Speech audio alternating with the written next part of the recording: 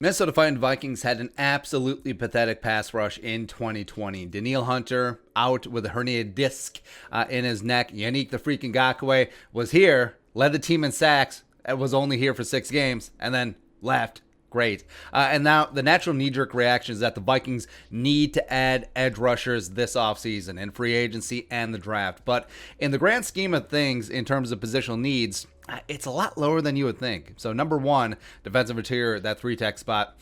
Please get it fixed. Please get that fixed. Also get some backup for Michael Pierce because is he really going to be here for 2021? We'll see.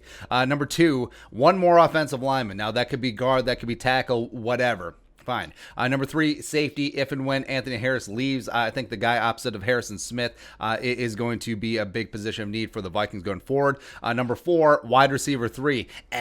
But we only run the ball. Well, you throw the ball a lot more if you have a quality wide receiver 3. Weird. Shocker, right?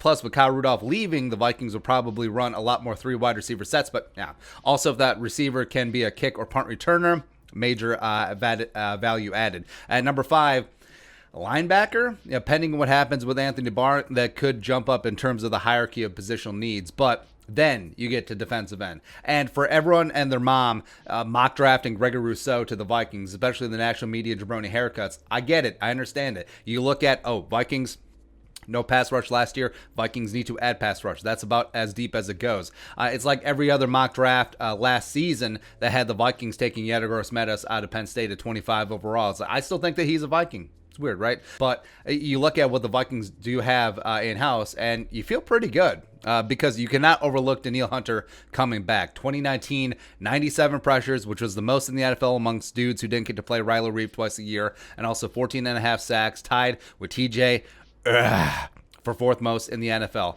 And then you have Afadi, who I would have liked to see step up more last year with Danielle out, but didn't quite get it done. Real gold versus fool's gold. Yeah, but still can be a very valuable rotational piece. Led the team with 42 pressures last year. Could get back to playing DN, playing 3-tech, where he had 7 sacks in 2019. DJ Wonnum, 4th-round pick coming out of South Carolina, was the 2nd most productive rookie edge rusher besides Chase Young last year. It's amazing, right? 22 pressures, 3 sacks last year, including the game winner against Aaron Rodgers, Aaron and the Packers. Then Jordan Brailford, the speed rusher, former 7th-round pick by Washington out of Oklahoma State, which I would have liked to seen him get more work.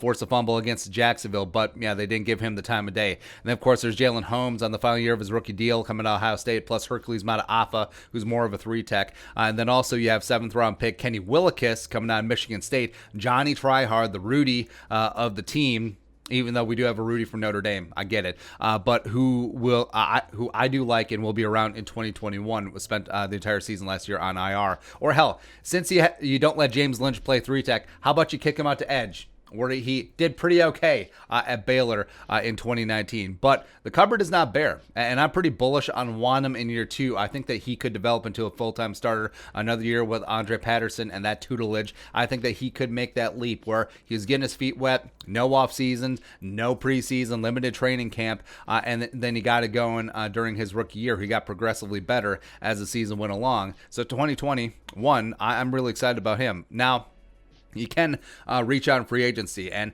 say if you do get a guy like Ryan Kerrigan or Dwayne Smoot or Noah Spence on the cheap in free agency, sure, do it. Or hell, maybe they do patch things up with Everson. Kirk Cousins' ass. Thank you.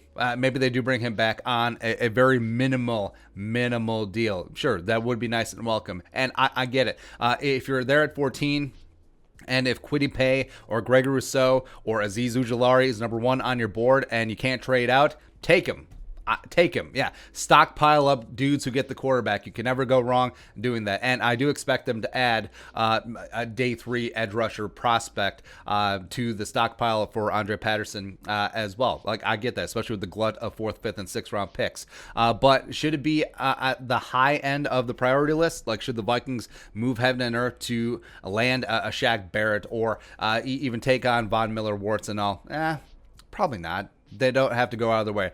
Defensive tackle, 3-tech, offensive line, trenches, interior. Let's get that thing going first. But the Rushman will be back. That's how big of an impact that Danielle, the real deal Hunter, makes when he's going to come back. Also, pay him Let's not make this an issue. Pay him to take care of things, and let's move on in life. Woo.